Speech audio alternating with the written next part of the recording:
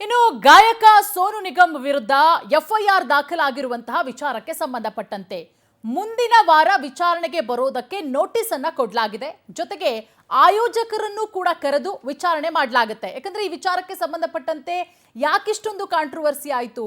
ಮೊನ್ನೆ ಬೆಂಗಳೂರಿನಲ್ಲಿ ನಡೆದಂತಹ ಕಾರ್ಯಕ್ರಮ, ಬೆಂಗಳೂರು ಗ್ರಾಮಾಂತರ ಎಸ್ಪಿ ಸಿಕೆ ಬಾಬಾ ಅವರು ಈ ಬಗ್ಗೆ ಮಾಹಿತಿಯನ್ನ ಕೊಟ್ಟಿದ್ದಾರೆ.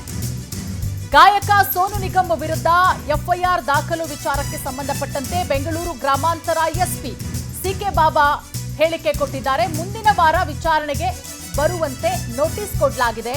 ಜೊತೆಗೆ ಕಾರ್ಯಕ್ರಮದ ಆಯೋಜಕರನ್ನ ಕೂಡ ಕರೆದು ಮಾಹಿತಿಯನ್ನ ಪಡ್ಕೊಳ್ತೇವೆ. ಬೇರೆ ಏನು ಘಟನೆ ಆಗಿಲ್ಲ, ಘಟನೆ ಸಂಬಂಧ ವಿಡಿಯೋ ಕೂಡ ಇದೆ, ಸಂಪೂರ್ಣವಾಗಿ ತನಿಖೆ ಮಾಡ್ತೇವೆ.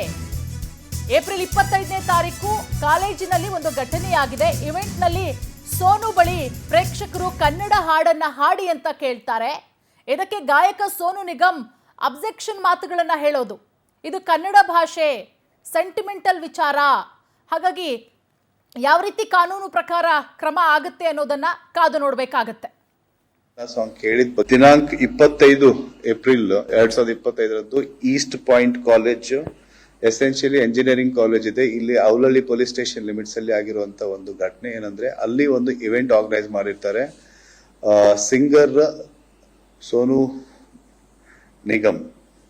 ಸೊ ಇವ್ರದ್ದು ಏನು ಶೋ ಇರುತ್ತೆ, ಆ ಶೋಗೆ ಬಂದಾಗ ಏನು ಪರ್ಫಾರ್ಮ್ ಮಾಡ್ತಾ ಇದ್ದಾರೆ ವಿವಿಧ ಸಾಂಗ್ಸ್ಗಳು, ಮಧ್ಯದಲ್ಲಿ ಒಂದಿಷ್ಟು ಏನು ಆಡಿಯನ್ಸ್ ಬಂದಿದ್ದಾರೆ ಅವ್ರಿಗೆ ಕನ್ನಡ ಸಾಂಗ್ಸ್ಗೆ ಇದು ಮಾಡೋಕೆ ಅಂತ ತಿಳ್ಕೊಂಡು ಕನ್ನಡ ಅಂತ ಹೇಳಿದಾಗ ಅವರು ಒಂದು ಅಬ್ಜೆಕ್ಷನೇಬಲ್ ಸ್ಟೇಟ್ಮೆಂಟ್ ಮಾಡ್ತಾರೆ. ಅದು ಕನೆಕ್ಟೆಡ್ ಆಗ್ಬಿಟ್ಟು ಔಲಳ್ಳಿ ಪೊಲೀಸ್ ಸ್ಟೇಷನ್ ಲಿಮಿಟ್ಸ್ ಅಲ್ಲಿ ನಾವು ಒಂದು ಕೇಸನ್ನ ರಿಜಿಸ್ಟರ್ ಮಾಡಿದ್ದಾಗಿದೆ. ಪ್ರಕರಣ ತನಿಖೆಯಲ್ಲಿದೆ. Considering the gravity of the case, inspector is investigating the case ಒಂದು.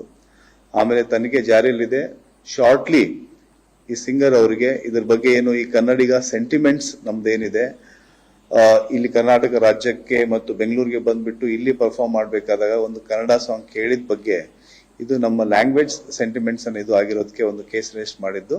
ಆ ಪ್ರಕಾರ ಅವ್ರಿಗೆ ಶಾರ್ಟ್ಲಿ ನಾವು ನಮ್ಮ ಸ್ಟೇಷನ್ಗೆ ಅವ್ರಿಗೆ ಸಮನ್ ಮಾಡ್ಲಿಕ್ಕೆ ನೋಟಿಸ್ ಕಳಿಸಿದ್ದಾಗಿದೆ.